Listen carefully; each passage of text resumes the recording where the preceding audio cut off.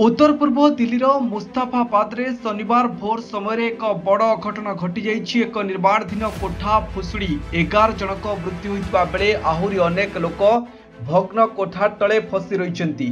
NDRF जातीय विपर्यय परिचालना बाहिनी Delhi police और स्थानीय कर्तृपक्ष भग्नस्तूप भितर पोती होई रहितिबा लोकंकु उद्धार करबा पई ऑपरेशन जारी रखिछन्ति। तेबे आज राति सुधा 14 जन उद्धार होइतिबा अधिकारी माने कहिछन्ति। शुक्रवार राति रे प्रबल वर्षा संगकु झड़ तोफान जोगु एई घटना घटिछि बोली कुआ जाउछि।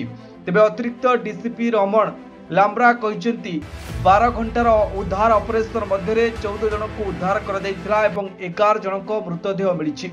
दिल्ली पुलिस मृतक मानकर एक तालिका जारी करिछि। एही दुर्घटना रे उक्त कोठार मालिक तथा 60 वर्षीय तहसीनकर मृत्यु हो जाइछि। 11 मृतकंक मध्यरु 8 जन गोटिए परिवार मृतकंक मध्यरे 3 महिला 4 जन शिशु अछंती। दिल्ली मुख्यमंत्री रेखा गुप्ता उक्त घटना रे गभीर दुख प्रकाश करिसेंति एवं पीड़ित परिवार सदस्यंकु समवेदना ज्ञापन करिसेंति। कोठा भुशुड़ीबा घटनार तदंत हेबो बोली मुख्यमंत्री कहिसेंति। आहतंक मध्यरु एबे 5 जन चिकित्साधीन अछंती। राति प्राय 2:39 समय कोठाटी भुशुड़ी पड़िथिबा बेले पुलिस को 2:50 रे खबर मिलतिला बोली जणा पड़िछि।